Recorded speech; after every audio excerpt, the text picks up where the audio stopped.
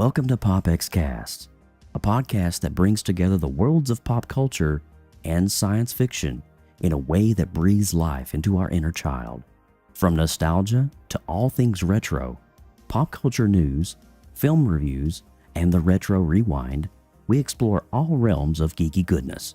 So find your comfy spot, top off your glass, and don't forget those pizza rolls in the air fryer because it's time for PopXcast.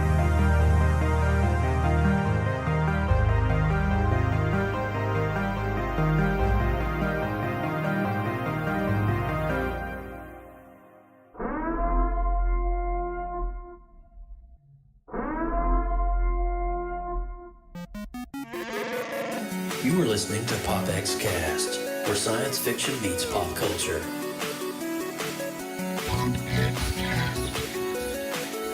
Here we go! PopXcast. I was born in it, molded by it. PopXcast.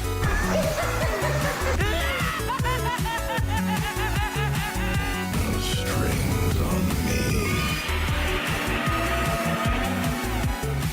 Autobots, transform.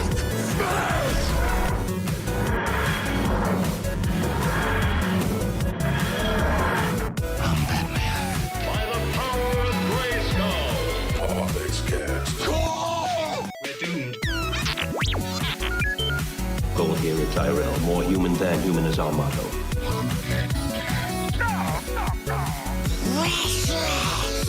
Here's Johnny. Never had a pet pony. Hasta la vista, baby. PopXcast. Captain's log supplemental. Negasonic Teenage. What the I am the one who knocks. Excelsior! And welcome, guys. This is PopXcast 139 coming to you tonight. This is Sunday, March the 6th, 2022. I believe we have a celebrity with us, ladies and gentlemen. Is it Deadpool? I don't know who that is. Who is that? Who Not Bruce Wayne. is that Bruce Wayne? Nope, never. Who is that? Not Bruce Wayne. Not Bruce Wayne. Don't have a butler named Alfred. His name is Bob. Yeah, He lives in a cardboard box down over the river. yeah, I live in a van. You know, I've been doing that all week, and my throat's genuinely starting Dude, to hurt I'm now. telling you, it's like how many bad. Batman videos can this guy release in one weekend? This has been awesome, dude. You have been churning out content seriously for the past Thank you. week, man. Holy cow! I don't know how the heck you do it. You're unrelenting, bro. It's a lot to talk about, dude. This is a movie that's given me a lot of ideas, and I think it's given a lot of people some ideas. So it's Batman week. It's dude. true. Let's go. It's so true. It's so true. That week, let's go! That week. Oh my god, dude. We have literally, if you guys could only see what the green room, what's been happening in the backstage before the show, we just all three been going, We've just been telling each other riddles. Don't let them fool you. oh, it's true. I want the Rice Krispies, Alfred. But anyway.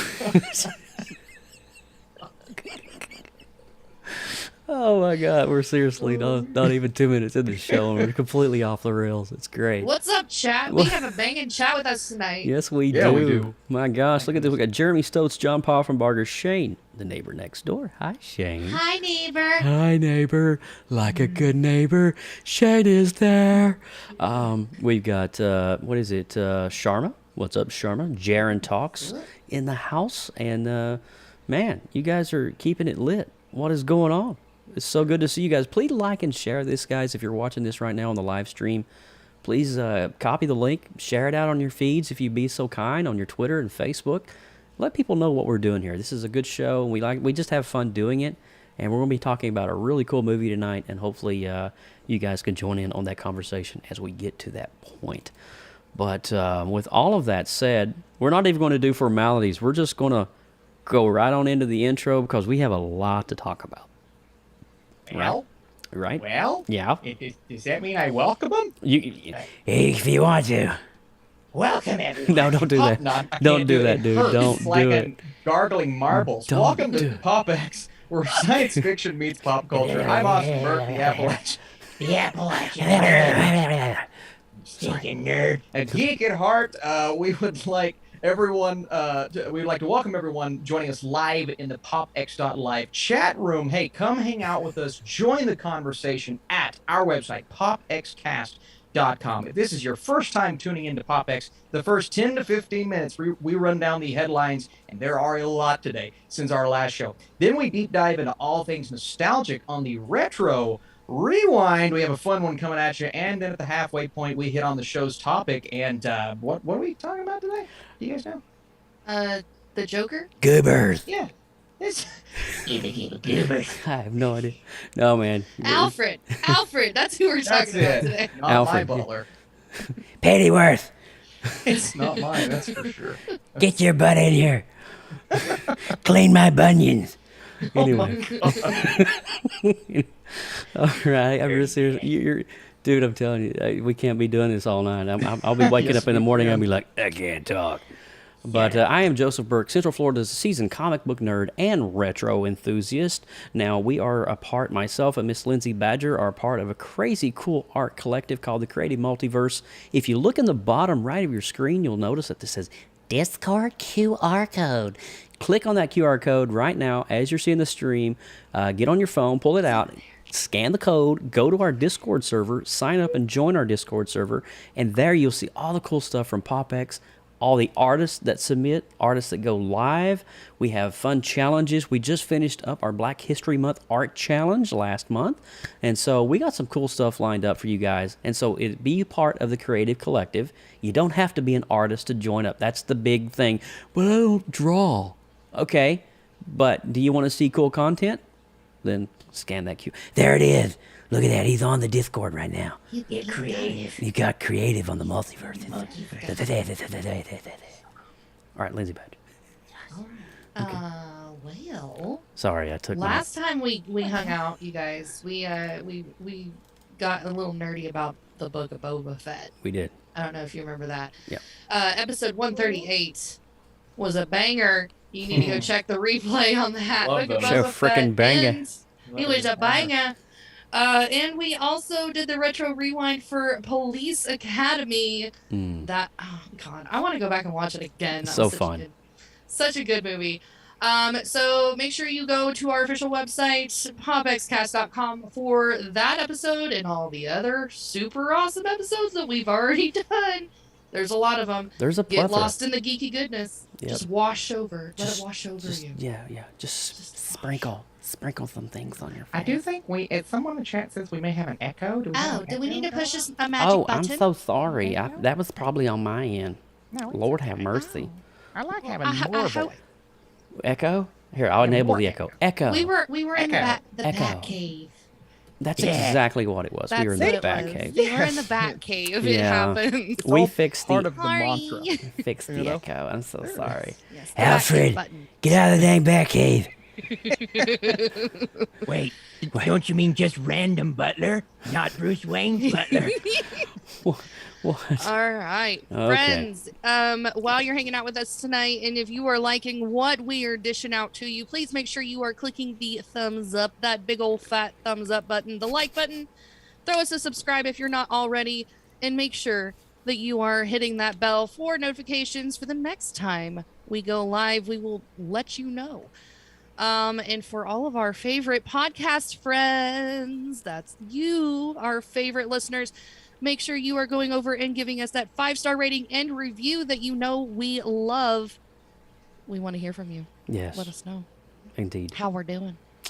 But It's going to be good. guys, seriously though, thank you so much for joining us tonight here on PopX Cast 139. We are literally barking down the door to episode 150. And bark. it's crazy because I feel like we just did 100 with John Sakari at Big Fat Panda, and now here we are, 50 episodes. Austin's stuck. Okay, he's in a time loop. Does he need an oil can Do or you something? need some sentimental factor? He needs a tickle. He needs to be tickled. I'm gonna tickle his fancy.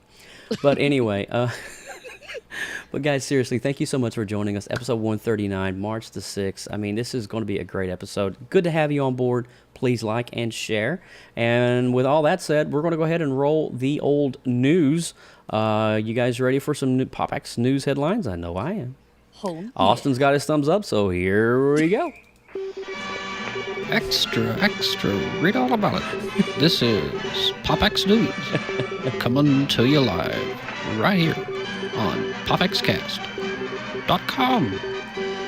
All right, Mr. Austin Burke is leading us out this week because it makes sense, him being the official critic of the show.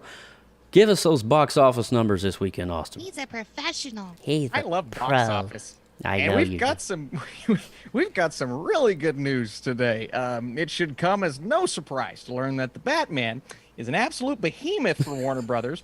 Perhaps the most iconic character in Warner Brothers' library, Batman commands a certain amount of attention at the box office, and this new film is doing more than just keeping up a successful trend.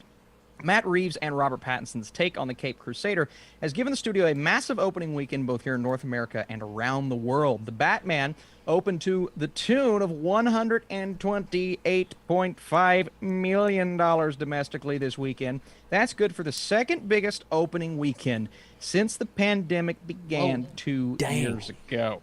Trailing only the 20-year encapsulation known as Spider-Man No Way Home, so that makes sense. The Batman's domestic opening is easily the biggest of 2022 so far and is now the 5th best March opening of all time. What makes this weekend even more impressive, however, is just how successful the Batman has been overseas. This is the number that freaked me out here. DC's latest Batman film has earned another $120 million at the international box office this weekend, bringing its global total to $248.5 million. It took just 3 days for the Batman to get a quarter of the way to $1 billion. Now, I am almost positive, I need to be fact-checked just in case, but I think the China release date still hasn't hit yet. Obviously, no Russia release date. We know why. But they're in timeout. Yes, absolutely. But not having China and, going in mostly select markets, I think this is an incredible total, and I'm seeing across the board countries that don't normally perform this well with like single hero origin stories. People are coming out in flocks. Now granted, it's Batman, but you have a new director, you have new actors, an entirely new looking and feeling franchise. I'm impressed with this box office. It's right where I think it should have been, but again, internationally is where it's kind of opening my eyes. What say you, Joe? What do you think of this? Seriously, the domestic numbers were kind of like, okay, I can understand that, but the overseas numbers blew me away. Incredible. Given the fact that some of the countries are not part of this equation, given things that's going on in the world right now, but it's staggering, bro. So this is in 3 days. This is from Friday, Saturday, Sunday, or is this considered preview night as well? Is preview night in this number, or do we know? Preview night, yes. Preview night is in this Okay, number. so this is up till, okay. So, dude, what is this thing going to do in a week? It's gonna I mean, slay. here's what's going to happen. The diehard fans that are Batman, like us, superhero fan films, we love it. They're going to go and tell all their buddies who are normally not superhero fans. They're going to you need to go watch this. This is like unlike any superhero film. Forget Marvel. This is dark. This is like crazy stuff. Adult. And dude, they did this with a PG-13 rating. How on earth did they? They squeaked by. That's what they did. They Oh squeaked my by the gosh. skin of their carpet tucker. Jeez, carpet tuck. Okay. Sorry. Pun intended. Yeah, pun intended. I like that. Dude. But no, I really do think the PG-13 rating, the fact that they managed to get that is huge for it. And like you said, Joe, word of mouth is going to be huge. I'm excited to see the holdover, and I'm excited to see how many repeat viewings we can get with this movie. I've seen it 3 times, so I'm excited. Wow. Yeah, I want to see it a second. There's things I know that I was trying to process, and your eyes are bouncing all over the place, and you're trying to get that first absorption of the film. But then you need to go back and watch it to really get the gist of what Matt Reeves was creating. There's so much content there to process that it almost it begs for a rewatch to be able to catch everything because there's so many details. Dude, the freaking city. Oh my God. We're going to pause right there. We're going to pause right there. We're going to peel back all that in a minute. We're going to talk about that here in a minute. Oh my gosh. Freaking amazing. Oh my gosh. Great. So impressive for a first opening weekend. Well done, Batman. All right. Badge, I believe you got our next one. Yes, I do. And this is kind of cool. Nearly 15 years after I Am Legend hit theaters, Warner Brothers is returning to the film's post-apocalyptic wasteland with the original star Will Smith in tow. And he's bringing a new friend. Uh-oh. Deadline brings word that that the studio is developing a sequel with Smith appearing opposite Michael B. Jordan. Directed by Francis Lawrence and adapted from the Richard Matheson novel of the same name, I Am Legend cast Smith and Robert Novell, a virologist who fears he may be the last man on Earth after a failed attempt to cure cancer either wipes out most of humanity's population or turns survivors into cannibalistic mutants called Dark Seekers. Oh my lord. Neville spends his days searching for a cure in a barren New York City until a surprising turn of events leads him to discover that he isn't as alone as he previously thought. Original I Am Legend screenwriter Avica Goldsman is coming back to pen the screenplay and will produce via Weeds Roads Pictures alongside Greg Lasans. And however, the studio still hasn't hired a director for the project yet. But this is cool because I really enjoyed the first movie. I gotta say, I really did enjoy this one too. It was one of those. It was different, right? It was cool, and also too, there is a Warner Brothers. You know where I'm going with this? There is a tie in there. If you guys don't know the big Easter egg when he's walking in Times Square and you see the Batman versus Superman logo that would prequel 10 years later, almost exactly the Batman versus Superman movie. Almost the logos look exactly the same. Wow. Yeah, they do. It's pretty crazy. But I'm excited to see Will Smith back in this post-apocalyptic genre of film, especially with Michael B. The talent. The dude is a stud when it comes to talent. He is. I can't wait to see what he's going to bring to the table. Is he going to be a friend, an antagonist? We don't know. But and my big question is this the first movie to ever get a sequel that uses the alternate ending? Because remember, in the original ending, Will Smith's character died, but in the alternate ending, he lived. So are they making the alternate ending canon? I forgot there was. There is two. Dude. Yeah. Blowing minds here. Because I remember the end of it. I don't want to give it away if you've not seen it, but I do remember the last few scenes of that. And though sad, it was just kind of like, wow, really, what happened there? And so it's interesting to hear that he is coming back. If he is coming back, that means that the multiverse I don't know what. Yeah. I guess they're just assuming everyone saw the alternate ending. Maybe they'll explain it at the beginning of the film, but I'm curious to see how they do this. It's interesting. It's going to be cool. The movie. I like the movie. I do. I kind of want to go watch it again. I kind of want to see it again. Too. It's been a while. It's been about 5-6 years. 15 years is what the article said. That's a long time to recall details of a movie. Wait, this movie is that old? Yes. Was it 08? Maybe it was 08. I guess you are right. 07, 08? One of those? Gosh, that's when I was dating Alex. Holy cow. Oh, my God. Wow. Well, I'm older than crap. All right.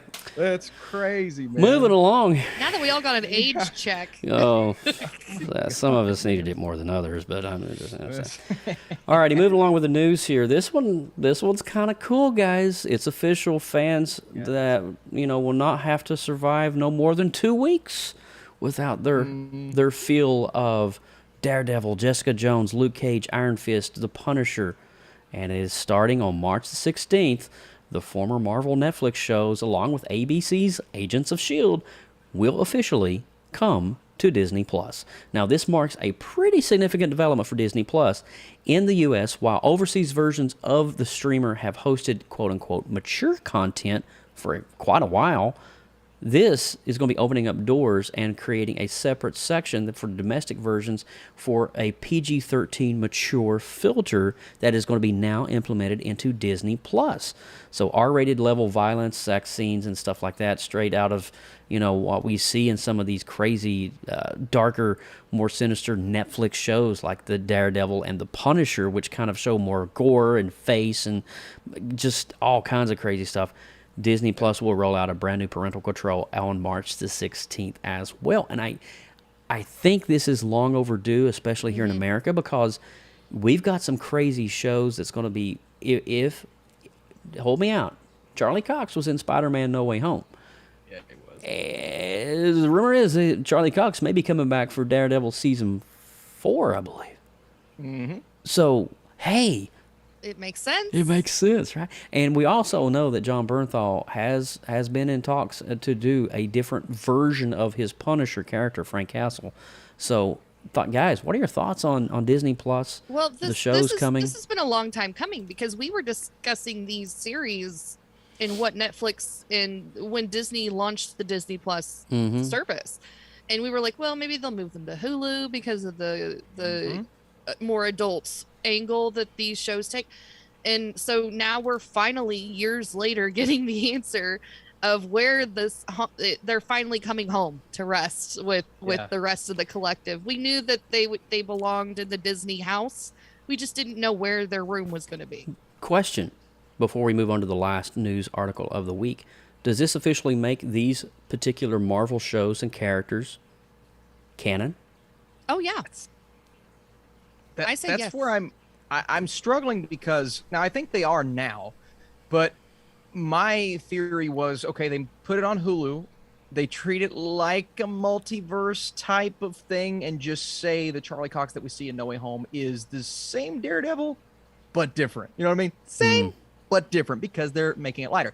Now that it's on Disney Plus, and there is that filter, which I didn't think they would do, but it's pretty cool. Now I'm thinking, how are they going to mesh the two things? You have a very hard TV mature rating, which means now that it is that version of Daredevil in the Spider-Man film. Are they going to change the tone of Daredevil season 4? Are they going to make it lighter, brighter, more like Hawkeye, or is it going to stick to its roots? I'm so curious to see what they do. I am too. Since they have the age restriction, I think they could go dark again. I really do. I think the series will stay dark, but I think if he makes cameos into the other MCUs, it'll still stay lighter to hold. Oh, we forgot Vince D'Onofrio in Hawkeye. Yeah. I mean, he's Kingpin.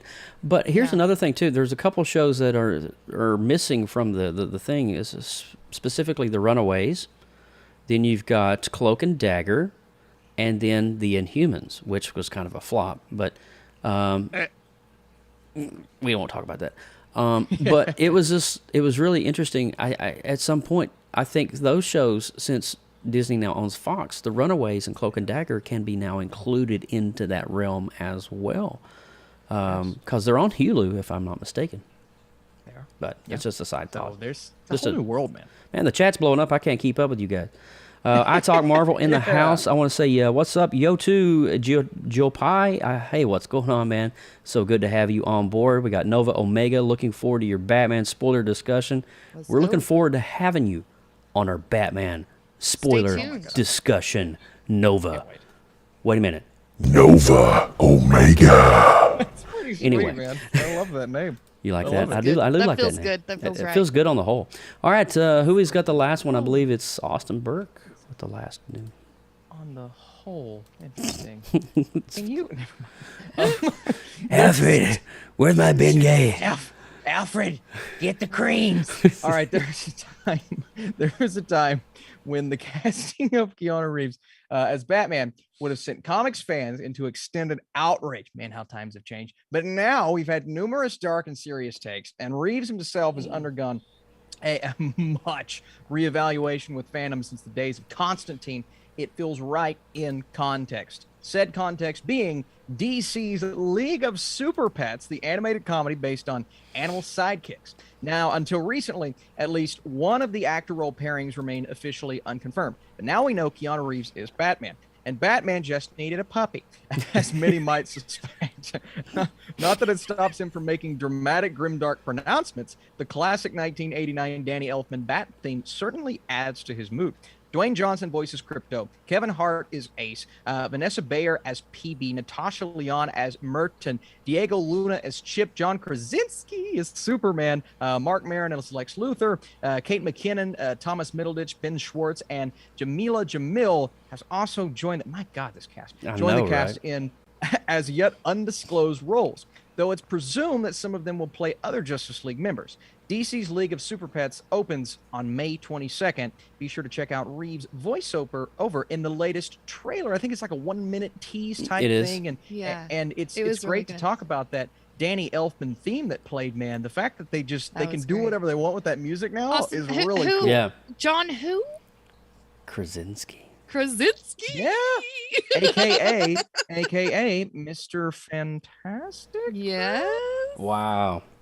We just went there, guys. Oh, yes. Good times. You know what? I was. The trailer played right before the Batman. DC's No way. Super. Oh, cool. Well, here for us, I don't know how it was like in your all's neck of the woods, but we got to see the full trailer and hear Keanu Reeves and all of that. So we got the full 3-minute trailer, and I was like, you know what? I'm going to have to go see this one. This looks so good, so cute, and fun.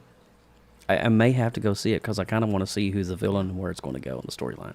You know what it reminds me of? It reminds me of that same tone, like comedy, kind of playing on the things that we know about our heroes, as the Lego movie. And the Lego movie is phenomenal. Yeah. And the Lego Batman movie, like those movies are such great satire. If they can do that, but play it maybe more family rather than just kids-centric. I was not excited for this movie a couple months ago. Now I'm like, kind of got to see it in theaters. So let's go. I'm ready. Want to see it. Yeah. Sounds great. But I think, if I'm not mistaken, that is going to wrap it up for this week's headlines, guys. And my gosh, we're almost at the halfway point.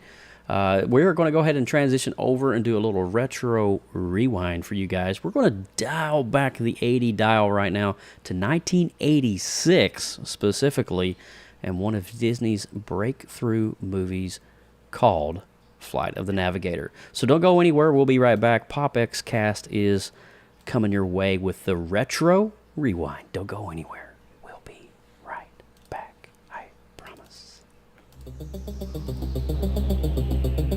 Retro rewind. Retro rewind.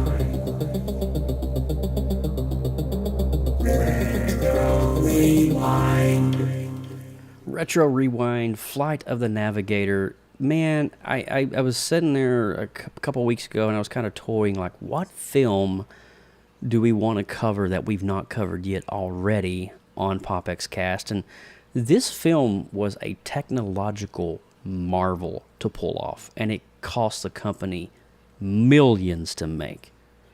And a lot of people don't understand it, but the actual flying Avalos, or whatever you call it, is, for the most part, 80% CGI, 20% model, if you can believe that. And so, if you've never seen, I want to give this little disclaimer, if you've never seen the making of Flight of the Navigator and how they did this, it is insane. Literally, 1986, this is at a time when the computers were still on reel-to-reel digital magnetic tape, and they would have to frame by frame computer generate each frame of the ship. Mind you, this was the first time ever that Disney invented the technique to add motion blur to its CGI so its CGI looked more realistic, which would pave the way for ILM to develop Jurassic Park literally just 6 years later. Think about it. So this movie is kind of like Tron in a way, because Tron was computer animation and CGI. But Tron, if you go back and watch it, when the ships are coming through on those like really horrible looking landscapes, there's no blur in the frame. It's just a constant CGI model moving, This has full on reflection of the surface of the Earth. It's much more realistic. How they did. You need to watch the documentary on how they made this. It is seriously the best 45 minutes of your life. But with all that said, Flight of the Navigator for me strikes home on so many levels. It's got Joey Kramer stars as our kid here who's trapped between two dimensions. Essentially, he starts out in his one life, and then he's trapped in another life, and his home is not his home anymore, and he's caught between two worlds. And all he has is this weird glowing, disco-looking orb of a ship, kind of leading him through the path to try to get back to where he was originally supposed to be. So I want to go to Lindsay Badger. I want to get your take on this. What did you think of Flight of the Navigator? I actually enjoyed it. It was a really cute show. I got some really big like ET vibes from this show. With the way That's the a good way to government put or the NASA in this movie, where it was the government before, NASA wanting to like pick apart this kid that had contact with this alien force or whatever, and just trying to dissect the whole situation. I really just took me right back to those ET vibes as well. And I honestly don't think I've seen this movie before. And if I have, it was a very long time ago and I don't remember it. Wow. So it was just kind of like, I'm going to consider it a first watch for me. Nice. So it was a nice little adventure. I loved all the cute little alien creatures that were in the ship that were just so wacky and cute. But I mean, it was a story that you actually, you felt emotion towards. You were attached to this kid and you felt really bad for him because he felt so lost and afraid and didn't know what was going on. And the whole time, the only thing he wanted to do was just go home. Yeah. And so you really go along with him on that journey, and I really enjoyed it. It was a nice little treat. Nice. I love to hear that because, here's the thing I like about what you just said, Lindsay. You had said you had never seen this film before, and excuse me, I had a sinus infection last week, but you considered it a first watch. Yeah. And I love hearing just how you were breaking it down, because a lot of what you just said captures the heart and essence of the way I felt when I first watched it. Yeah. And so that was really awesome. Austin Burke, what do you feel? How do you like Flight of the Navigator? I think it's a really interesting movie. I remember watching this. Mom and Dad bought it for us on VHS as a kid. So it was one of those, we popped the VHS in all the time and watched Fly the Navigator, or some of the other ones, early 2000s, Emperor's New Groove, and we go back to some of the 90s Disney movies. We had a lot of Disney stuff as a kid on VHS, but this was one of the VHSs that we had. And but I hadn't seen it in probably, man, it may have been about 15 years. Wow. Maybe more than that since I've seen this movie. But I don't remember it being as layered as it actually was, right? Because they build you up with this character to care so much about his journey. And when we get that decision at the end of the movie for him to get back on the ship instead of stay with that future family, that character arc was earned, in my opinion. Yeah. I mean, genuinely earned. Like, you feel for him because it's like, oh, he's taking a huge risk, but it makes all the sense in the world because the journey that he was just on. I also love the fact that it saves a lot of the traveling around Pee Wee Herman voice for the second half. Paul Rubens, man. It was great. Oh my gosh. So great in the movie. I love to just so quoting 80s. Star Trek and all of these things, Yeah. man. So It was 80s. super fun. It was so 80s, but I loved it. Very 80s. And but they saved it all for the second half because the first half you have the fear instilled in this kid. They're operating on him. They're taking him and like probing him and stuff. And that's why we have that decision at the end. It's like, I don't want to stay here and go through this. Now, part of me was like, man, he forms that relationship with that girl. And when he goes back in time, maybe in the future, that girl's there and they're about the same age. So then they, I would have liked that ending. Wow. But not like that. But I mean, like, get together and have a little schmoo. We'll I'll snuggle. forget the cream. Anyway, I just think that Bring would've the been tube. nice- Bring the tube, Alfred. Get in here quick. I just think that would have been a nice. Why? But the Bond. Also, I did not realize as I was watching that was Sarah Jessica Parker. Don't know how. Very yeah, young. She like was her, sounds so like her. young. Yeah. I was like, holy No clue. moly. Yeah. So I really enjoyed it, man. This is a fun movie. If I'm not It's a fun mistaken, movie. that was her first role. Her first major role. really? Yeah, she was only like 16, 17 in that film. She was pretty. She was very young. Awesome. So the soundtrack, if you guys have never looked up the soundtrack, it screams synthwave. Oh, yeah. Like it is so good. The closing credits and stuff are great. For me, I think Paul Rubens was kind of a showstopper, especially for his career specifically, because it was literally after this film came out, I believe, right after that, Pee-wee's Playhouse became a staple on Saturday morning. Yes. And so we're talking 1986. So this film came out early 86. Pee-wee's Playhouse came out, I believe, the summer of 86. And yeah, seriously. So this was literally at the height of Paul Rubens' career, which was interesting to hear. You definitely can tell that's his voice. Oh my God, it's so his voice. But but I do feel the simplicity of this film was good, where a child could understand Very it. simple. Yeah, it's very simple. It's not too hard to follow. If you're an 8-year-old kid or a 28-year-old kid, you can probably follow it pretty easily. I always love in the 80s. I don't know why in the 80s you go back to the war games, and you're talking about like NASA, and you're in NORAD and all these places, and then here's this kid. He's taken to NASA down in Kennedy Space Center, and he's examining all these probes and things on him and stuff like that.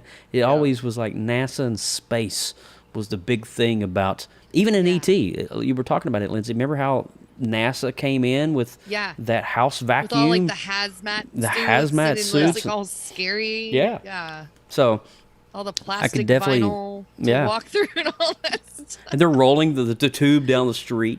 Remember that scene? But anyway, honestly, I really think that this is one of the lesser talked about 80s films. Definitely. It's got a lot of charm to it. And I love Disney put a lot of money into it, and I think that for the time, the CGI and the visual effects were just wow. Great. I mean, it was amazing how they did all this stuff. But is there anything else that I've missed? Have we talked about it? Yeah. I'll tell you something. I just watched a movie that comes out this upcoming weekend on Netflix, so I can't talk too much about it. The embargo hasn't lifted, but I can do a social review. It's called The Atom Project. Okay. With Ryan Reynolds and Mark Ruffalo. It takes, and I just watched it yesterday and then watched this today. It takes so many ideas from Flight of the Navigator, and it actually ended up being a really good movie. So if you all want to see a more modern, different story, but very similar themes of Flight of the Navigator, this weekend The Atom Project comes out on Netflix, and I think it's going to get good reception. Is but that it's funny Friday? How they just, it's Friday. Yeah, It's Friday. This so drops many Friday. parallels. I've heard about the between Atom the two Project. movies. It sounds interesting. Yes, Yeah, it's good. I like Ryan Reynolds and Mark Ruffalo, so I that's love a them. win-win for both of us. Yes, All right, it guys. is. Well, let's give our official Flight of the Navigator review, and then we're going to go right on into our spoiler-heavy discussion of the Batman. Lindsay Badger, you started us off. What's your review rating on? I'm gonna stick this one at around a 7.8. That's great. It's awesome. a pretty good movie. Pretty good watch. Austin Burke, how do you feel? Yeah, I'm going 7.2. I enjoyed this. Again, it's simple, right? It doesn't get very Yeah. complex. But I don't think it needed to. I think it is what it is, and it worked very well. I agree. I'm going to go 7.5 on this one for me. I'm Nice. kind of in the between the two. But I do feel, I mean, obviously we're right there in the mid sevens. Guys, I believe if it is streaming right now on Disney Plus, which is how we all three saw it together. So if you got Disney Plus, make it a family night. Pop some popcorn and gather around and watch it's Fly the perfect Navigator. for kiddos. Absolutely. But with all of that said, we're going to roll the spoiler alert warning. Are you guys ready to talk some Batman? Mm-hmm. All right. Well, we're gonna roll that warning. No, I'm not going to do that. Cream. All right, spoiler alert. Beyond this point, you've been warned. If you've not seen The Batman, please pause, whether you're listening on podcast audio or on our live stream feed here on YouTube. please pause, go watch. We don't be responsible for anything that's going to come out of our mouths in the next 25 minutes. You've been warned. Danger. You are about to enter a PopX spoiler alert. Beyond this point, there is no return. You have been warned. All right, you have been warned. We are talking the Batman, and my gosh, I am so excited to talk this. I just want to my brain is literally like, I just want to get it all out. Is there? I don't know if we can talk about the whole movie in 25 minutes, but we're gonna try. We're gonna give it our college try. We're gonna give it our bestest. So where do you want to start? Do you want to just pick a section and break it down, or how do you? Because I mean, there's 3 hours of Batman goodness to dissect. I feel we need to start at the beginning and the opening scenes. That's scenes. always a good place to start. We need the opening scenes, the creepiness of the opening scenes really set the tone for the rest of the film. And for me, it was unnerving watching this guy come home from work, playing sword on Halloween night with his family, going upstairs, and being bludgeoned to death with a freaking carpet. What was it? Carpet? What do they call it? Carpet tucker. Yes. Yeah. And then the scene of seeing the Riddler just rip that tape and just, my God, dude! I was like, "Is this freaking Saw? What am I watching here?" I was like, Joe, I'm not a horror fan at all. I'm a big fat weenie when it comes to this stuff, and so I was like, "What are we doing right now?" Yeah, that scene was a better Saw movie than the new Saw movie. It was so true. So true. I mean, for me, though, I knew in the first 15 minutes of that film, I was like, okay. It's going to get real. I am invested in the next 2 hours and 40 minutes of my life. Here we go. So let's talk for just a moment about the beginning of that scene, how the peering through the thing and you're looking through the glass, and it's like, you almost get the murder of the parents vibe. Yeah. I thought it was the Waynes. The Waynes. At first. Yeah, I exactly. did too. With the boy I did and too. I was like, and playing along. And I was like, oh no. Oh no, we're going to go there. But they didn't. It was totally not that. I think they just kind of teased that on purpose because they know it's such a cliche thing at this point because we've seen it so many times. The director was just like, yeah, I think we're gonna do it this way. We're gonna. But I love it though. He played on the audience because we had no idea who this political figure was at the beginning. Yes, exactly. And he's like, I'm going to play a little mind game, much like the Riddler would play, but I'm going to play it on you, the audience. And it was just, dude, the setup was just so brilliantly crafted. It was just phenomenal, and just the tone of hearing. I don't know if you guys could hear it in your theater, but in mine, it was very, very prominent. As the binoculars, you can hear the subtle. Oh, he's a mouth breather. I was like, what is? He is a mouth breather. Dude, I got freaking chills. Yeah, I mean, they had those stereo was cranked in my IMAX, so you could feel it breathing down your neck. Basically, it was just so intense, and I was like, "Can we please stop mouth breathing?" God. I'm cringing here. I felt like I needed to pray to Jesus right in that moment. Do you guys like this darker take of the Riddler? Love it. Yes, love it. He's the Zodiac killer. I thought that I was going to hate it because I'm such a big fan of the more campier Jim Carrey style Joker, which is kind of what we've all grown up to know and love. I now appreciate this version because of the way they treated his character. It's so Paul Dano. dark, sick, and twisted. I was watching an interview 3 days prior to this film with Paul Dano. Is that his name? Yeah, he's amazing. He's amazing. And he was telling the director, not the director, he was telling the interviewer. It was on some kind of, he's being interviewed. You know how they do these promotional things before the movie comes out, and he was saying it took him over a month to come down after playing the role of the Riddler. I can imagine because he said there was so much energy, and he had to surround himself with the character. And become he's a method actor first and foremost, and he literally wasn't playing a role. he became the role mentally, physically, what he ate, how he lived. Yeah. He almost literally mirrored everything that the Riddler would do That's in his life. In his own, it's very disturbing. But it was interesting hearing that. I was like, dude, he's all in. In There Will Be Blood, he studied. He played a pastor in the Oscar-winning film There Will Be Blood, and he studied under a pastor for months and months. And then he said by the end of filming, he believed he could have been called to be a pastor. That's how much he sunk into the role. He is such a incredible actor. Wow. He's incredible. Well, up until this film, and Austin, I know you know Mr. Dano's work a lot better than I do. Up until this film, I really hadn't seen him in a very prominent role because I haven't seen any movies that he's been in. I'm just being honest. You see more movies than I do. My God, you see 1,000 movies a day. I don't know how you do it, Crazy. but it's insane. But this, man, Dano, for the win. Yeah. My gosh. It really quite fantastic. Quite So- fantastic indeed. And dark.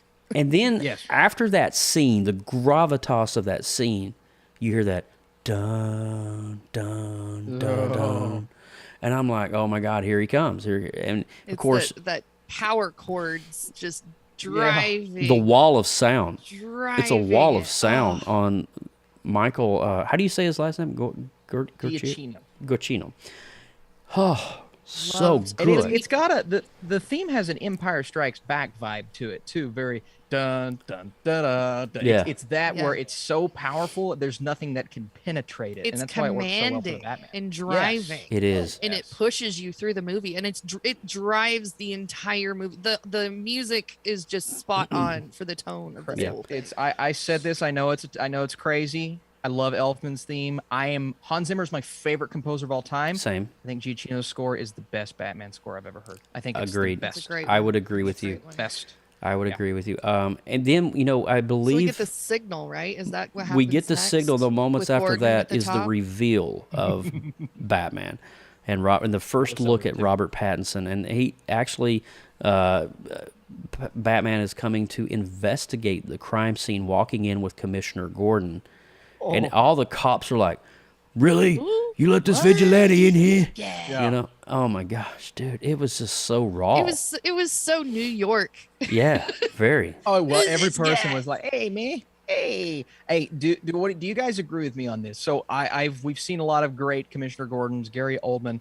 I think in terms of a Batman Gordon pairing, this is the best I've ever seen on screen. They're how I they're feel. bros. Dude. They're bros. Great bro. Commissioner Gordon and Batman working together is comic lore, bro. Yes. I mean, the two are like Robin and Batman. Yes, I think this is the dynamic duo of this. This is movie. the movie that showed them working the closest, though, and I think that was a really nice light to Yes. shine on that aspect. Very comic accurate. Very comic. I'll be honest with you though, I really wish I would have got more of Andy Serkis. That was my one criticism. Was it? Lack I of didn't know. I output. didn't watch your review, so I didn't see one. it. I didn't want any spoilers ahead of the show tonight, so I kind don't of blame you. refrained from your review until this. But I freaking love Andy Serkis. So It's amazing. him as Alfred Pennyworth was just amazing. I really wish there was more of that dynamic there between him. I don't want to get into the weight of the Wayne family just yet. I do want to talk a little bit about the entrance of Catwoman and Zoe Kravitz's character. I love Catwoman so much in this movie. I fell in love with her. Go ahead, Lindsay, because you're taking every word out of my mouth right now. I fell in love with her from the costuming to the attitude. She wasn't super over the top, but she was such a strong yet sexy person. And I mean, you could tell that she was battling her own internal demons of what was right, what was wrong, and still having this, no, I got this kind of thing. I don't need a man sort of thing, addressing all of that stuff. But the chemistry between the cat and the bat was the perfect mixture. Yes. It wasn't too gushy gross, but it wasn't, it wasn't like over the top steal the show, but it was like this perfect like pairing that worked so well together throughout the whole movie. And I just really thought that was really nice taste to add into the movie. Austin, correct me if I'm wrong, but I kind of feel that Zoe Kravitz's take on Catwoman, the difference between her Catwoman and all the other ones that we've seen in history, whether it be in animated or on television or whatever, I believe the difference between hers and all the other ones is she has heart in her character. Yeah, oh, absolutely. Yes. And Absolutely. I just feel like her and Bruce could be a thing in real life. Like there was so much there that was yet to be explored. I know I'm fast forwarding, but the scene where they got parted, a little bit more of her origin story too that I don't think we've touched on. I don't remember the Catwoman movie. Yeah. And how deep they went there, but I don't she exposed, the childhood and her connection to the mob families and her growing up and why she is the way she is, basically. Falcone being her father. Falcone, Falcone's been her. And my gosh, the dude playing Falcone, he's been in fun. Turturro, man. Dude, he's amazing. I didn't even. I've seen him in funny movies. Yeah. All comedy movies up until this point. I'm like, he made a great bad guy. He made an awesome bad guy. I loved him. The quirky secret agent in Transformers. That's when I was a kid. Right. I loved him in Transformers, and now he's doing this, and I'm like, oh my god, he's intimidating. Dude, that was great. That just shines a light on the flexibility he has as an actor, and I'm really glad that they put him in that role, and I'm just thrilled. Agreed. But getting back to Catwoman, I really do feel, though, that there was great chemistry, a good time with her on screen as well. I felt that we got plenty of scenes. We didn't leave lacking more Catwoman or less of Catwoman. We had it. It was just right. And I do feel that the driver behind helping her find the truth about her family and unraveling the mystery of this Zodiac Riddler out there, it was a great intertwining mix of just dynamic stories that were well fleshed out far in advance. That's just a hats off to the writing team of this film.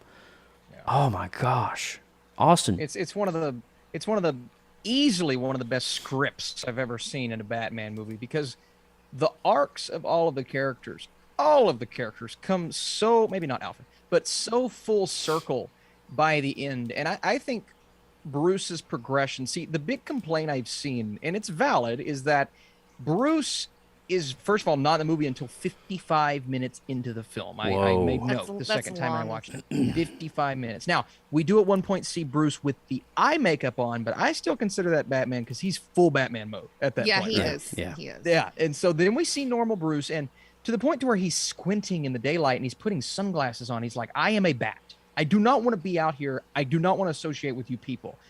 But by the end of the film, and I won't skip too far ahead, but the arc for Bruce Wayne in this movie is that he realizes he can no longer be full vengeance, and he has to be a shining beacon for the city. And that's where I think in the next movie, we will see more of that billionaire playboy Bruce Wayne, because he has accepted the fact, right, now that he has to be that for the city. It's kind of like how this Spider-Man trilogy was an origin story for who Spider-Man is now, right? The whole trilogy was just an origin. This movie was an origin story for the Bruce Wayne that we know, who I think will make an appearance in the next film as that billionaire playboy. That was the one mantra. thing that I really didn't, I wasn't exactly excited about, was the portrayal of Bruce Wayne. I appreciate that they did a different take on it. He's just not there yet. I was just like, where's this billionaire playboy? I was like, we've got the cars, we've got the gadgets. You're checking all the boxes of the Batman for me, but it missed a little bit for me on the Bruce Wayne. Do we know like how far after the death of his parents this movie takes? It's 2 years. It's second year Batman. It's the second year he's the Cape Crusader. Yeah. But it must be. Do we know his age in this film, or do we have a? I mean, I'm just trying to figure that out because, his parents died when he was a kid. Yeah. And they died in like 2001. 12 or so? They died in 2001. So if we could get that to 2022, because I think that's the year the movie takes place in. Okay. So it takes made place a joke in online. Okay. So he's in They his made 20s. a joke that instead of going to the theater, they were going to the movie theater to see Shrek, and that's how his parents got killed. I'm like, oh, that's Okay, funny. that makes That sense. came out in 2000. Marco Fulvio here to say that Austin is my favorite YouTube movie reviewer. Thanks for all that you do. Guess what, Marco? He's my favorite movie reviewer too. He's mine too, and he's also related to me. But not related to me. Oh man, 2 Burks in one show. It's crazy. Yeah. So we're getting up to like the middle part, and by this point, like 3 politicians are dead, and there's no leads on how to find this guy. Oh my gosh, the puzzles though. I am a puzzle girl, so I was eating all of the ciphers up and stuff. I was like, let's go, let's solve this mystery, Batsy so good. boy, let's go. I was getting heavy Saw vibes on the one politician who had the vice around his neck. Oh.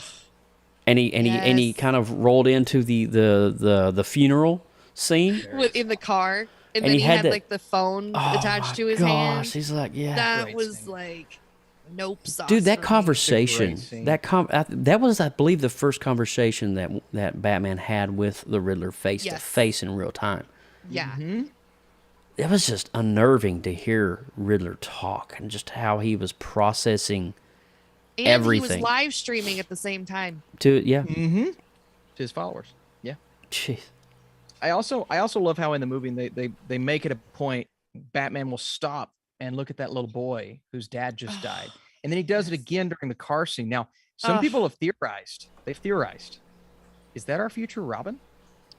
There's a big theory because there is a big conversation happening right now that Reeves has mentioned Robin, the director, multiple times, and that there could be a Robin coming into this universe.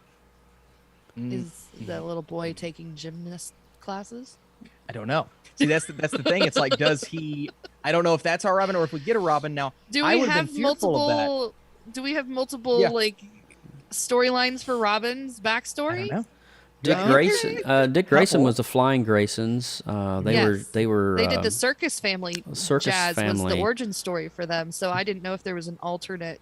Yep. My dad was a rich mayor that got murdered. There's in multiple Gotham. Robins though. There's also, if you go back to Frank Miller's adaptation of the Dark Knight comic book, which would led to 1989 Batman, there was a female Robin. Yep. That's one of my favorites. So there's that. Yeah. So, I think it would. I well, look at a maybe movie not like in that Logan particular with- storyline, but I look at a movie like Logan with X-23. They made that work. Yeah. If they can make a relationship between an old man and that kid work, why not do it in a Batman movie and bring it to live action? I would love love it. to see a Robin in this universe. I would love to. Yeah. That'd be cool. So did you guys like Penguin? Oh, let's talk about Colin Let's Farrell talk- for a Let's minute. talk Oh my about God. Penguin for a minute. Let's Easy, break him down. sweetheart. He's so good. He was a very nice Penguin for this movie. For the most part. For the franchise. I mean, Yeah. he wasn't like beating people in the street or anything weird. I don't think this penguin had a lot of power yet because No. He does Falcone now, though. Falcone hasn't died yet. Now Falcone is spoiler alert.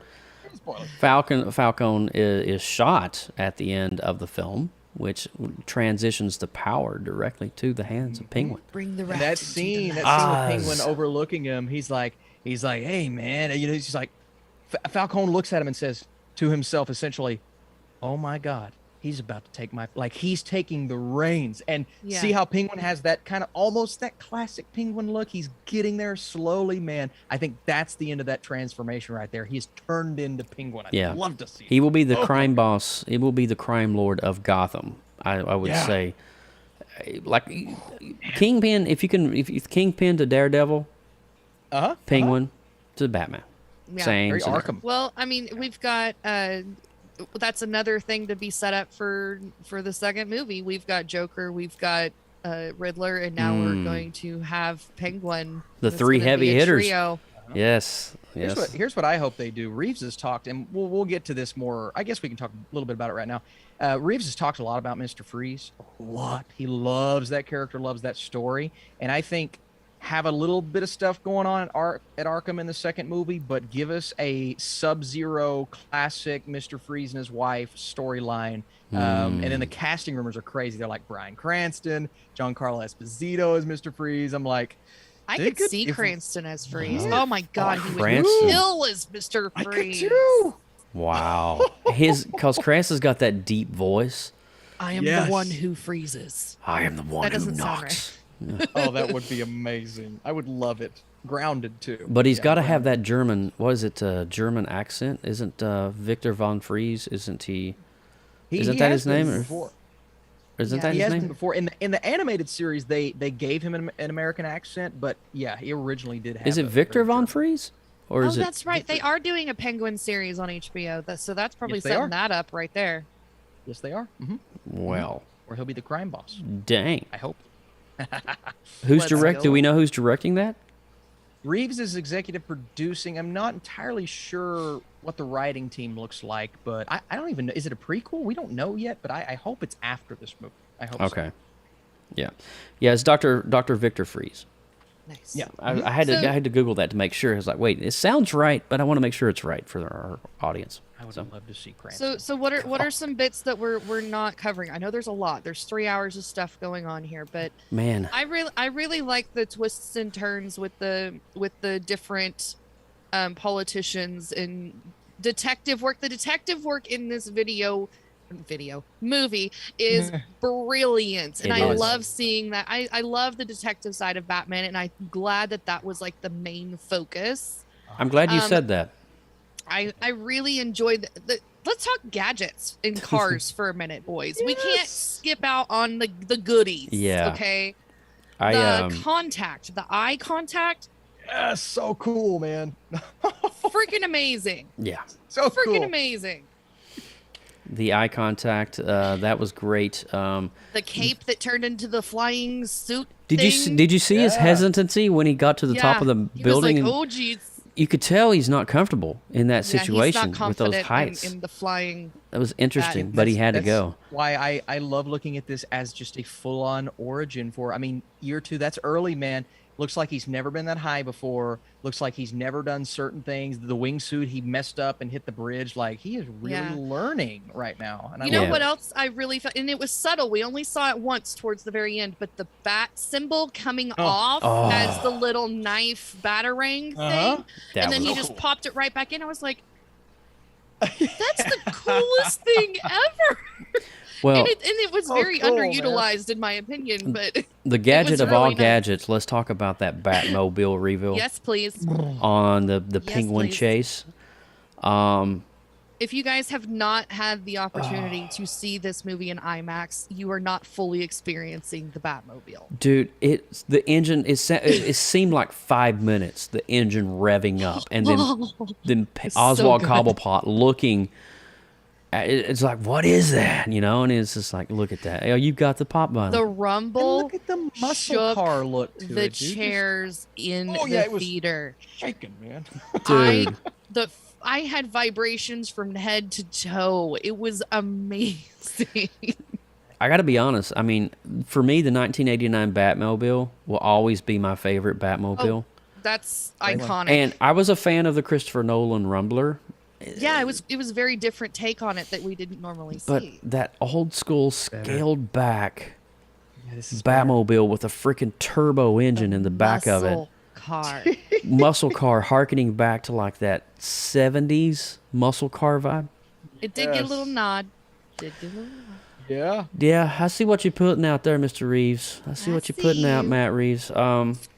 It was Going it was against the traffic. A car chase yeah. against the a- traffic. in the rain, a downpour. rain. Dude, how did they shoot that in the frickin' rain? No clue. Okay, Comic. and how the trailer was rolling and turning magically Oh. into a ramp. I was like, that is the coolest stunt moment ever. It was And it pretty- was That a is the stunt. Matt coolest Reeves stunt moment confirmed. ever. It was all a stunt. He said very minimal CGI in that sequence. What? It was a stunt. The How was Batmobile that coming even through You're the flames kidding me. was filmed. He said we filmed the Batmobile coming through the flames in the mirror. I'm with that done. Shot. I'm done. I'm shutting Yeah, this off now. dude. That's Reeves is I ridiculous. literally have Beast. goosebumps on my legs right now knowing that. Oh That's my ridiculous. god. And this is a master of CGI. This is the guy who directed the Planet of the Apes trilogy. So he could have easily went CGI, but he said, you know Yeah. what? We're going to go practical. I just love the timing of it with the penguin. He was just like, haha, I got you. Dude, and then it's like, when the weight of that car, when he came off the ramp and he come down and the suspension and the tires expanded, on. Amazing. my So good. God, What So a much. shot in the rain with the fire. Yeah. Yeah, that was pretty dang baller right there. I'm not going to lie to you. No that words, was that- I'm pretty sure I needed a change of underwear after And that. you know, ordeal. that wasn't even the most action-packed part. I mean, come No, on, we it literally wasn't. flooded Gotham in this movie. Oh my God. Yeah. Yeah. So let's Pulled a Bane, man. That's big. Let's pull up a little bit and go past the talk about the third act a little bit. Yeah. So the culmination is more threats are coming out, and he has been captured at this point. Paul Dano's character, but we think that's the end of the film because we've seen the trailer, and I was sitting there like, why are they showing us the end of the film when the Riddler's already caught? Yeah. That's not the end of the film, guys. Interrogations. That interrogation scene. Oh my God, that interrogation scene was insane. Interrogation scene. It was creepy, dude. It was freaking unnerving to watch. Uh-huh. Yeah. Because he believes, first of all, he clearly hates Bruce Wayne, clearly. But Bruce Wayne believes that he knows his identity at that point. And I've actually talked to people that there are actually two sides of the coin here. Some people think he knows he's It Bruce had Wayne. me I don't fooled think he so I don't think he good. does. I was under No, the he doesn't. assumption He doesn't. I don't know. I was under the assumption that he's saying Bruce Wayne to get the name out there, but he's not making the assumption that Bruce Wayne is the guy in the bat suit. Yes. Bruce Wayne is Yes. the only one that he targeted in the movie that survived. And survived. And that is why he's saying Bruce Wayne, and that's why he's lamenting over the name, and he's just circling the drain, trying to figure out how to get him, because and of, Bruce, you know, the Wayne history that Yeah. they unveiled, which I wasn't privy That to. was because I don't let's do talk comic about books. let's talk about that before we talk about the explosion of the Yeah. floodgates. Uh-huh. So the different spin on the Wayne story here. Yeah. The Waynes were shot, as traditional comic lore would tell us, but the involvement of Thomas Wayne into Falcone because his wife had a mental illness that he wanted to cover up. Essentially, he didn't want the public to know about it because he was entering a mayoral running for publical. mayor, yeah. Yep, and so he looked to Falcone to help with that, and a gangster's going to do what a gangster's going to do, and ended up killing the Waynes. And should have known, but there was apparently a little bit of desperation in Thomas Wayne, so he didn't want him to kill him, but that's just what Falcone does, apparently. he just kills without even thinking. Yeah. It was Like he nice did to put a Thomas. little bit of depth behind that to kind of understand it wasn't just a random cold killing like it looked Yes. like. It was way deeper than that. But the reveal. So that I was just going to say the reveal of that for Bruce Wayne's character in the film has a lot of gravity to it. Yes. Because I think that right there is when his character shifted from vengeance to more of a beacon of hope and trying to rebuild the city sort of Right. thing. I feel he lived his whole life thinking his family was just randomly shot, not understanding the depths of his father's ties to the mob of Gotham. And I really truly love that different spin on it because how many times have we seen the poor Wayne family die? Right. And that right there was the biggest reason why we had an Alfred in this Right. movie was to confirm, because he is that father figure in his life, to confirm that those facts that he was being fed from a psychopath was actually true. Yeah. Over in the chat Beautiful. room right quick, I want to just highlight this because this is great. Relentless MK, my buddy Mike here in town. The previous dude? Batman movies had a couple of actors that were great. This one had so many actors hitting on next level. Oh, that is 100% legit true. Yes. That is accurate as Yes, can be, it Mike. did. Thanks for Well tuning in, done, buddy. Mike. Yeah. But the weight of Bruce Wayne finding that out and confronting Alfred when Alfred was part of the target of the Riddler because Bruce Wayne was supposed to have died. Bruce Wayne wasn't there. Alfred got in the blast. He's in the hospital. And then the weight of, him saying, "Why didn't you tell me?" And, it's just a heavy scene for Wayne to digest that. But then also understanding his own family's ties, that him and Catwoman's got a lot in common right now. Right. Yeah, I've seen some complaints that Bruce's arc doesn't really work in this movie, and I have to disagree because that scene do. alone, I do with disagree. Alfred That is scene a sold it. beautiful. Ah. And here's another thing too that's going to help with that character shift development too, is that all of that information was released out into the public, so his family name is now tarnished. Yeah. Which previously they were held on such a high pedestal. Yeah. So Bruce Wayne as a person is going to be viewed very differently moving forward, and now he's going to have to look at Batman as being somebody that steps up and does the right thing, and, I agree. and not go down to the level of the Wayne name. Yeah, I mean, just the weight of that, figuring that part out, and then going into the last act after the Riddler is captured, and he's targeted now the running mayor of the city, and little did we know that Was her name Rial? I think was the last name of the candidate. right. It doesn't really matter. I can't remember, honestly, to be honest with you. Shame, I've only seen the movie one time, so I don't really have that much. I can't recall the names. It's fine, and it's fresh on my brain because I just watched it a few hours ago. Just seeing you, it's like, is that the Riddler? Then another one shows up behind him, and I'm like, oh no, this is his army that he's been streaming to. Yes. Yes. Yeah. Good God. And then all of a sudden, you could see him looking. So we're going back to Paul Dano in the prison. He's like, wait for it. Boom. Oh, you haven't figured it out yet. No.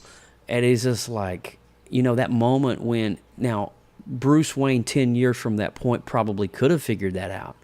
But a young 2-year-old detective He's still learning. still couldn't get, there was another piece of that puzzle that he didn't quite figure out.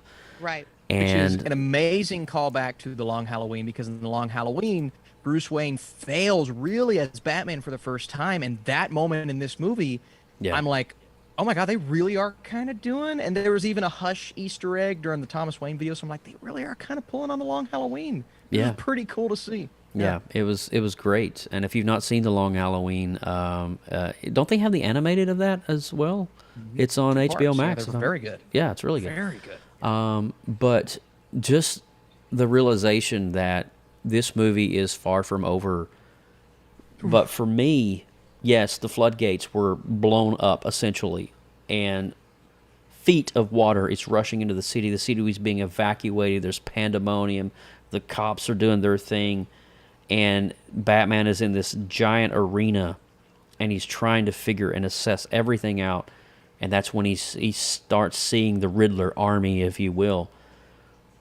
Fast forward a little bit, if we can, to the moment when Batman steps out of the light and becomes the hero that Gotham needs him to be. Yeah. With the mud and the dirt and the grime all over his face and his outfit, he is digging people out of the rubble. Yeah. That... It was that leap off of that platform where it's that he went and chopped that electrical and fell down into the water. When he came out of that water, it was almost like, do I dare say, a baptism of a moment for him. A rebirth of him. It went completely dark when he came out of that water, and he lit that fuse of that flare, and everything had that red tone. The colors in this movie are brilliant, by the way.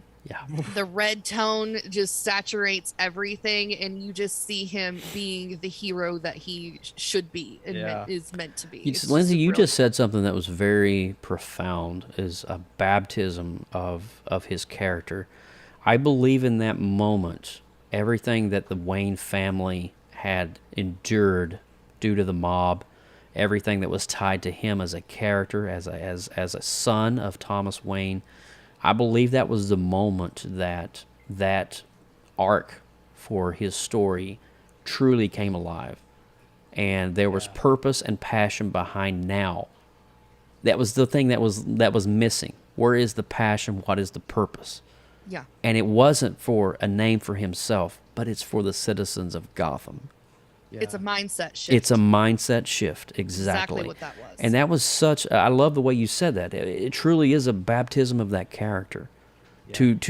To rise out of the ashes of the rubble that's literally around you, and become literally the Red Phoenix rising from the water with this flare in your hand, leading people out. Like, you know, it was amazing. Amazing moment of cinematography. Austin Burke, what are your thoughts on that?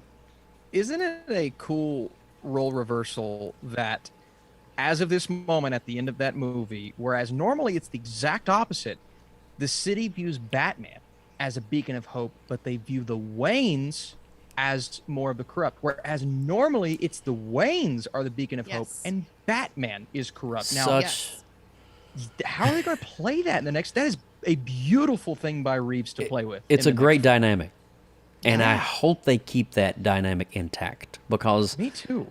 I'm a fan of that. I really am. Man. I'm a fan of that that retelling, rehashing of it's okay for the Waynes to get their hands dirty. We don't have to have the Waynes to be the Cinderella utopian family that, you know, it doesn't have to be. Well, and I know we have it here in the notes, and they said it in the movie too about the Bruce Wayne is the mask and the Batman's the actual person. I think that just pushes that meaning over and over again for the rest of the movie. I really agree. I mean, for me, that those climactic moments when he's rising up to do what he needs to be done, and the cops are just they're strung out. They have no more resources to pull, and he just does what he does. He just Batman. You know, he's torn up. He's beaten all to heck.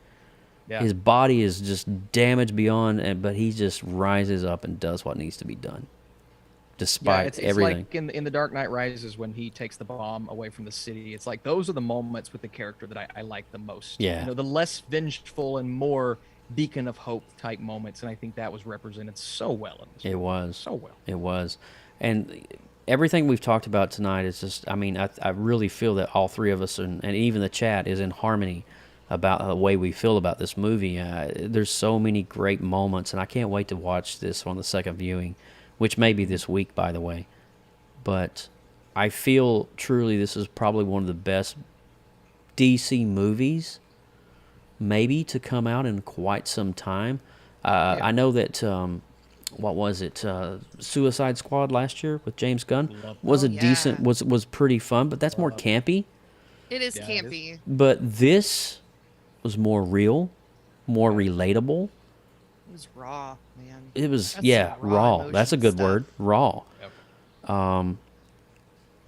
Lindsay, Austin, is there anything that I missed? Joker. I'm Joker. Yeah, Joker. We definitely have to visit that. And did you want to talk about, too, Bruce Wayne is the mask? Yeah, I think we hit on it a little bit. I think that is what a lot of people are seeing as a movie that separates itself from the comics a bit. I think this is actually one of the best comic book representations of the character, because he looks at himself as who I'm supposed to be when he is Batman, as opposed to Bruce Wayne. And I think that's what Batman's always been at his core. But this is the first time it's ever been like explicitly put to us on screen. So I think that is my favorite part of the movie. The fact that he is himself, like even when he's Bruce Wayne, he's whispering. When he's Batman, he talks louder. They have that, you know.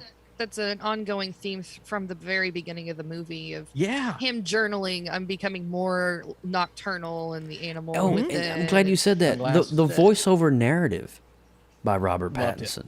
Loved it. Holy cow.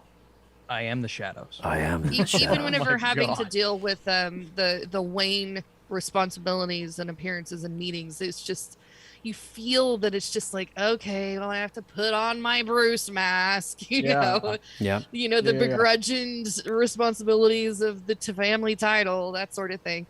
So, I mean, even from the very beginning of the movie, that's definitely an ongoing theme that is relatable. Yeah. I agree. And was there something else, Austin? Oh, Joker. So, totally unexpected. I didn't expect this. And I heard online before watching this that there's some parts, some movies had it cut and some areas had it included. Is that correct? Yeah. Yeah, so for a while, this was a year and a half ago, they said he was going to be a Gotham cop named Stanley Merkel. And I'm like, okay, Barry Coogan's not going to play Stanley Merkel. I was thinking maybe Mad Hatter. There have been a lot of Mad Hatter rumors, but then something came out in July or August, where there was a leaked something of his makeup that they were doing on him. I'm like, well, Barry Coogan makeup, he's not going to be the Joker, is he? And then they cut these Joker scenes for one of the test screenings, and there's actually another scene where Batman is in Arkham and encounters the Joker in his cell that was cut from the actual version of the movie. So there's another scene out there with Joker in it, but this is the version we got, and this is the version that showed us that Barry Keoghan is actually Joker. Yeah. Oh my gosh. So we're setting up seriously a dynamic power play here of Penguin, Joker, Riddler, Catwoman. I mean, all the heavy hit. All we needed now is like Two-Face, Harvey Catwoman Dent. left town, so she would have to come back. Yeah, I don't feel that she's too far away. The district attorney died, so that leaves room for Harvey Dent to come into the picture. Oh, good call. Right? Good call. Harvey Dent, the DA, is dead. The can of worms has been opened. My gosh. Man, I'm just so ready for a sequel to this film. I mean, they were screaming power grab at the end of the movie because everyone was dead, basically. So it's going to be chaos in Gotham. And I'm just so delighted that we get a film like this that gives us something so fresh.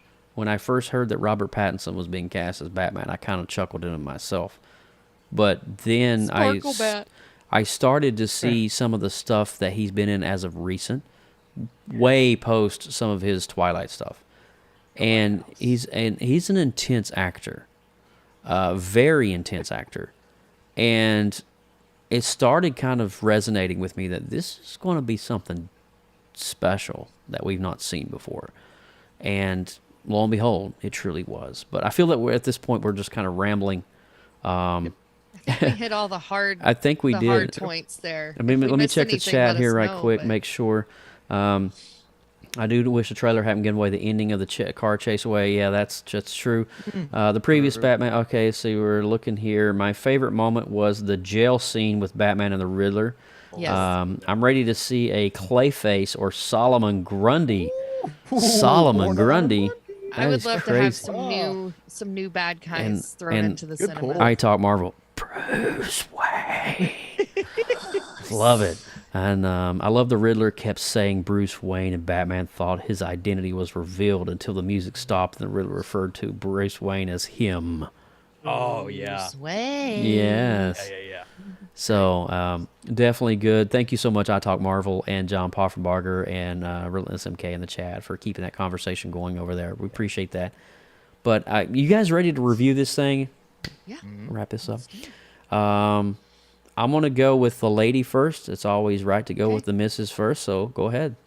Boys, I'm going to slap a 9.2 on this bad Holy boy. mother of bat. Let's go. Okay. It's a brilliant ride. I want to see it again. I love hearing that from you, Lindsay. It's just it's all bat. It's all bat. It's just all bat goodness. Austin? Yeah. I went with the 9.5. I saw the movie 2 more times. I want to go up, but I'm not ready to do that just yet. I'm going to go 95 for my score. 9.5. I'm going to go one up. I'm going to go 9.6. I'm not playing the let's Price is Right game on you right now. Where you bet $1 and I bet $2. Yeah. 1 cent up. But I really do feel that was kind of the number that was echoing in the back of my mind. I was bouncing between 9.7 and 9.6, and it was a balance between the cinematic score, the cinematography, the acting. Dude, we've not seen anything like this in a long time. And so, especially in terms of comic book movies that are being made in present day. So 9.6 for me. So we got a 9.2, 9.5, 9.6. As you can see, this movie is definitely firing on all cylinders, if I do say so myself. And if you guys are listening or watching, I want to know what your score is on the Batman. If you're watching right now on the live stream, go ahead and type it in the chat. But if you're watching us on the replay, please feel free to type that in the comments below. What did you think about the film? Give it your score. You can score it ever how you want to. 1 out of 100, or you can do 1 out of 10, whatever floats your boat. We don't care. We just want to know what you think about this film. And also, if you're listening on our audio podcast, hey, just drop us a line on Twitter or on our Facebook page. Just find the link to our show, this show right here, and just comment down below. Hey, guys, this is my score. All right, nice. So from all of that, we're going to go ahead and move things on over into the close of the show. Well, I want to thank everybody for joining us tonight. You guys are truly amazing. Austin Burke, you get the honors, bud. Yeah. Austin Burke at the Burkinator. You can search and find me. I just put out my ranking of 50 Batman movies on my YouTube channel. Wow. So if you want to see where this movie ranks, it's really high. Spoilers.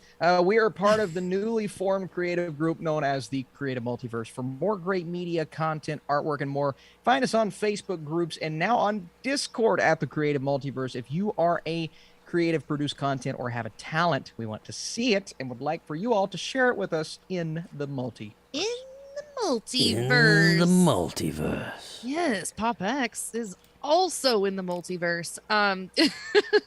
We're all over the social media places, actually. You can find us on Facebook, Instagram, Tumblr, Twitter. That handle is at PopXcast. We do have an email, too, if you like doing it that way. PopXcast@gmail.com. And we do have a website. Don't forget to check out all of our awesome shows, future and past shows coming up at PopXcast.com.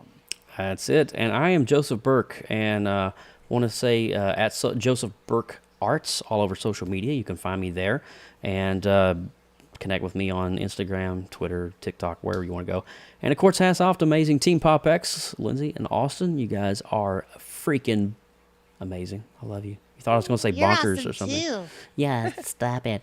But we will see you in about 2 weeks on our next episode, episode 140. We will schedule that out on our feed. But drop us a link in the drop us a comment in this show feed right here. Let us know what you think about tonight's show. Let us know what you think about the scores of Flight of the Navigator, if you've seen that, and also if you've seen the Batman movie. So from all of us here at PopX Cast, take care, and we will see you next time. Bye. Bye, bye, bye.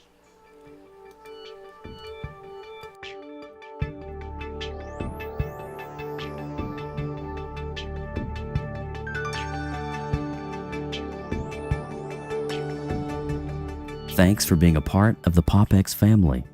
If you liked our show, please visit our YouTube page. Be sure to click subscribe and tap the notification bell so you'll know when we go live next. Visit our Discord channel by clicking the QR code on screen during our live stream, or simply visit bit.ly/Creative Multiverse. Connect with us on social media by using @PopXcast. Thanks for listening, and we'll see you next time.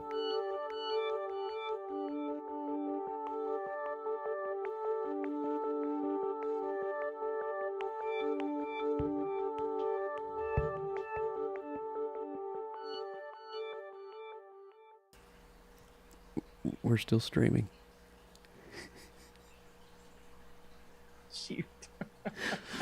I haven't hit the button yet. Go ahead. What in the world are you doing? I'm in the Batcave. Do you have glasses on? Yes, I'm smart. I'm smart. Your bad intelligence is amazing. Thank God my cape Looks is so kind of like warm. the Riddler with his glasses on outside of his mask. Yeah, Bruce Wayne. Not Wow. me. I'm not Bruce Wayne. You're not Bruce Wayne. Nope. Who's Alfred? I have no idea. Wow. Are you Bruce Wayne? Maybe.